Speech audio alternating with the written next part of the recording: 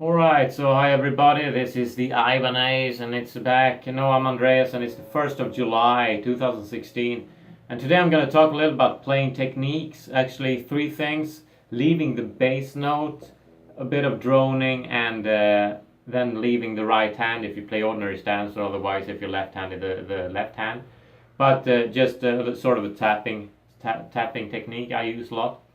These things I use a lot when I make my own music and play others. It makes it a little more fun, and also it sounds great in my opinion. So the first thing I'm going to talk about is the power chord, the F, C, G. So instead of playing the ordinary F bass and C, or F bass, C, high F, if you play three strings, I just leave the F bass and play the C and the high F on the 4th and 5th string, or the A and the D string. It makes it really edgy instead of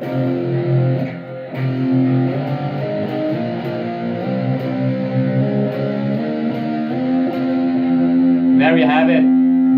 This is not really beginner stuff. You need a little theory and you need to practice for a while, but then you get used to it. So instead of playing that,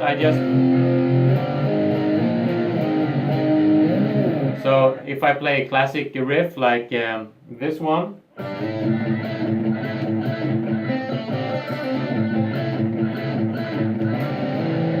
I play it like that. That's the Ted Nugent Stranglehold classical riff. Great guitarist. But anyway, so instead of playing it, I think it gets really edgy, razor sharp, raw sound. Like there too. Actually, he plays it there himself sometimes, at least live. But anyway, that's one technique. Leave the bass. Just play the rest. Don't be so afraid to always have this bass in the chord. That's one technique I use. And then I have this ordinary pattern, like you can play a solo pattern like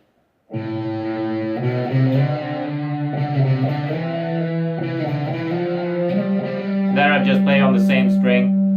I use the A string just to show you how I'm thinking.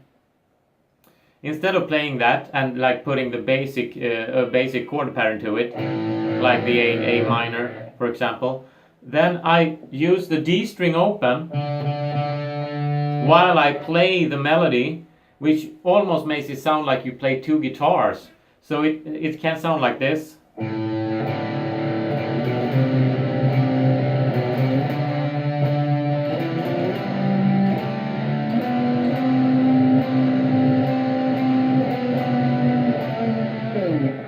Which makes it really cool. Usually you see a lot of people using the bass string, like you can play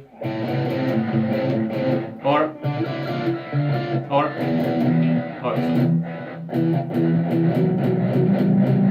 you can see it in this classical accept riff.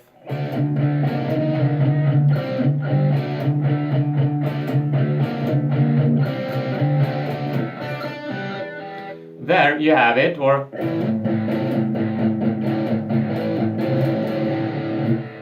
where you have the bass, like in this case when I play the D, I keep the D all the time. But and that's very common, especially in metal, that you have the bass note, but you change the notes. You keep that bass like a drone, but you change the other notes all the time.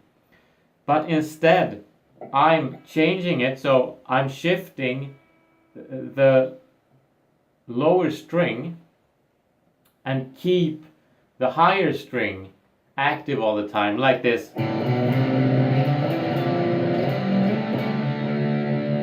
can play it like this too.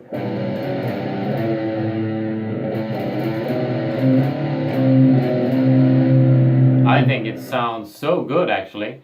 But it depends, but that's a way of thinking you can use sometimes. And then the last thing I'm thinking about using a lot myself, I've been doing it for years now, but it's like sort of a very normal tapping. Tapping, usually you think about tapping like you should be very fast, but it's so effective when it's slow too, like this pattern, like.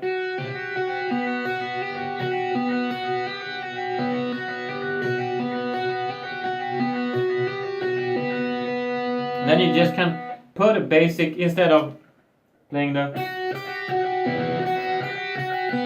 I think it sounds so much better like this.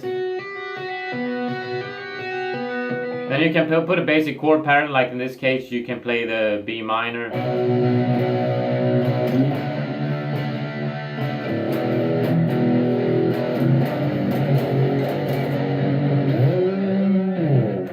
That's, or you can go like.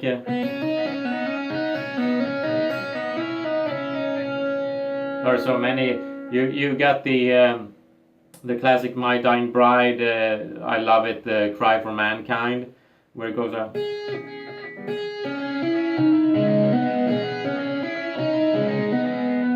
Yeah, that great tapping instead of playing it. Sorry. Here we have it. It sounds so much better like this.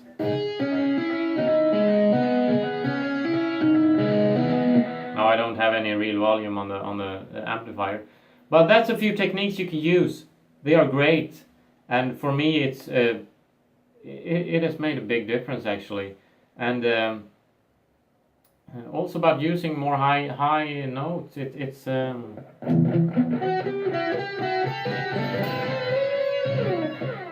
you can do a lot, but it's yeah, just don't be afraid to experiment yourself, and you'll find your own way. But sometimes it's good to have a theory in music, but sometimes it's so nice to think out of the box.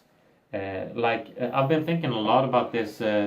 Like all these metal bands do this. I'm gonna turn it up a little so I get a little more freaky sound, but.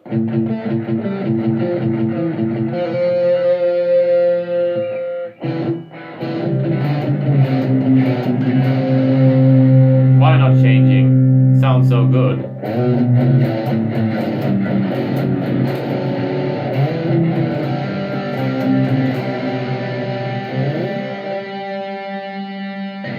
I like it.